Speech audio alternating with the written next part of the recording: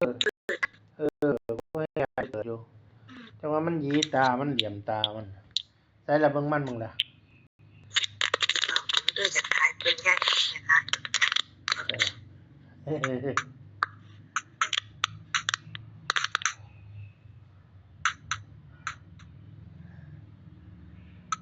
นอนแข้งไปข้างบ่ได้อันเฮาเปิดนั่นเปิดผ้าอ้อมให้มันใส่เสื้อให้มันถึงอากาศแน่บ่ดีบ่แผลมันจังหายไวมันไม่ได้ใส่เสื้อและแม่มันใส่สิงคโปร์ค่ะเอาแล้วใส่ดีให้มันเปิดถึกลมถึกหยังนี่นะแผลบ่แห้งย้อนมันอยู่ในอับนั่น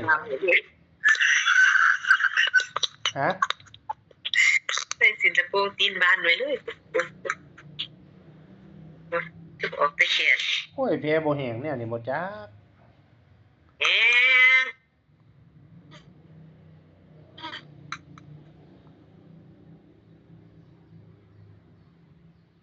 ใส่แล้วเบิ่งหน้าแม่นบังน่ะ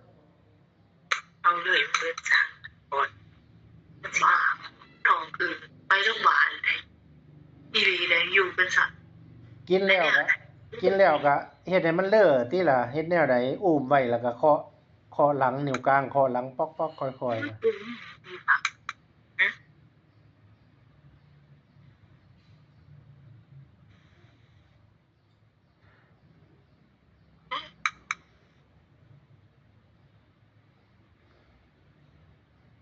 มันแนมคือคนเห็นหุงนี่เนาะมันบ่ทันเห็นหุงเลยเนาะ2 เดือนพุ่นเนาะเดือนหนึ่ง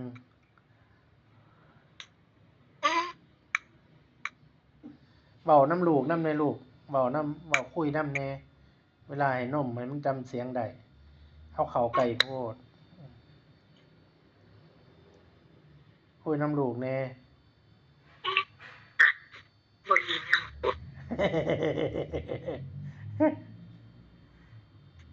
แล้วบ่ยิ้มคือบ่งามเอาป่ะอันกินนมแล้วก็กินน้ำเปล่ามันจังล้างลิ้นล้างปากมันนำกินน้ำเปล่าแล้วแม่เลยเขาบ่ได้ให้กินน้ำเปล่ากินนมอย่างเดียวเป็นบ่เขาบ่ให้กินพ่อก็ให้หนูอยู่แนวนั้นล่ะแต่กี้แต่น้อยเหลืองลิ้นจังบ่เป็นฝาจะสิเป็นบ่ลิ้นเป็นฝาเขามีไม้กวาดลิ้นเขาดอกบ่เขามีไม้กวาดลิ้นมีครบบ่แต่กี้พ่อให้หนูกินนมแล้วก็กินน้ำเปล่านำน้อยหนึ่งมันคือว่าตายค่ะตายแล้วส่วนมึงเขาให้กินน้ำร้ายจะได้แห่งดีก็กินน้ำร้ายให้ตาดำ